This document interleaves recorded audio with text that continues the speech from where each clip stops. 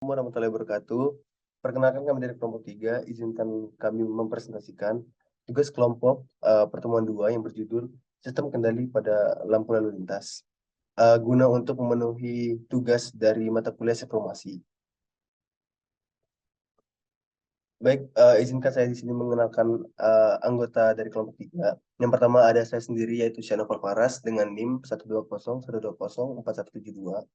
Kemudian ada rekan saya Muhammad Ijlal Zidan dengan NIM 12012042258.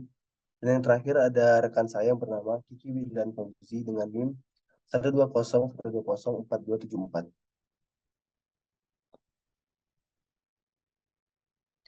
Baik, di sini terdapat sistem kendali pada lampu lalu lintas. Nah,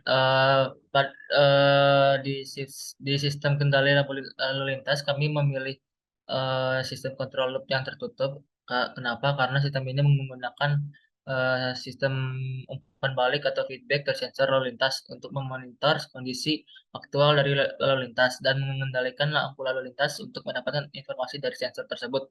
Nah, sistem control loop tertutup sendiri adalah sistem kontrol yang memiliki umpan balik, yang artinya sistem ini menggunakan sinyal keluaran untuk mengkoreksi kembali sinyal keluaran tersebut. Boleh di next.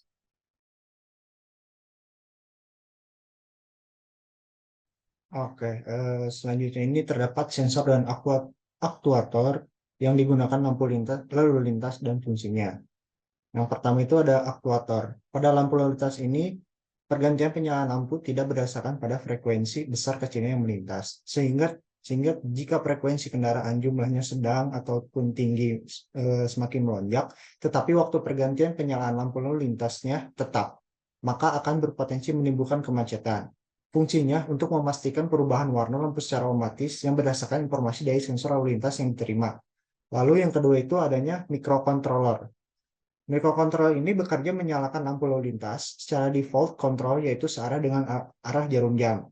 Dan jika PC terkoneksi dengan microcontroller, maka microcontroller mengirimkan informasi jalur mana yang lampu hijaunya akan menyala.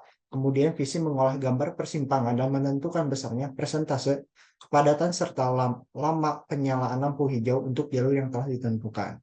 Boleh di next?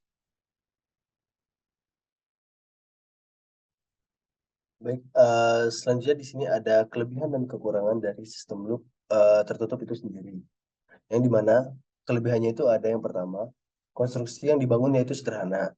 Yang kedua, biaya konstruksi yang dibangun dan pemeliharaan relatif lebih murah. Yang ketiga, tidak memiliki masalah dalam hal stabilitas. Dan yang keempat, cocok digunakan untuk sistem dengan output yang sulit diukur. Selanjutnya di sini ada kekurangan dari sistem loop tersebut. Yang pertama itu diperlukan kalibrasi sistem secara teratur. Yang kedua, hanya bisa digunakan setelah hubungan input dan output sudah diketahui. Yang ketiga, adanya gangguan membuat nilai output tidak akan akurat.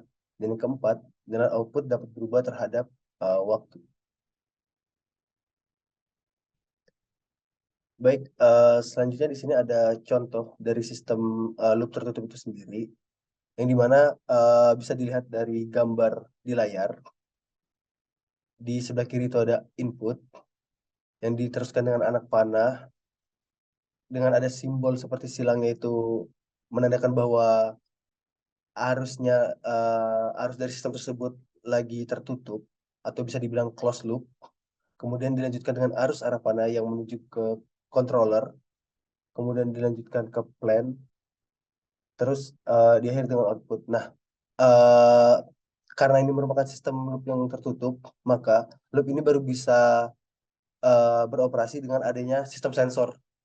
Makanya bisa dilihat di gambar pada layar, itu terdapat sistem sensor yang dimana loop akan terbuka ketika sensor bekerja.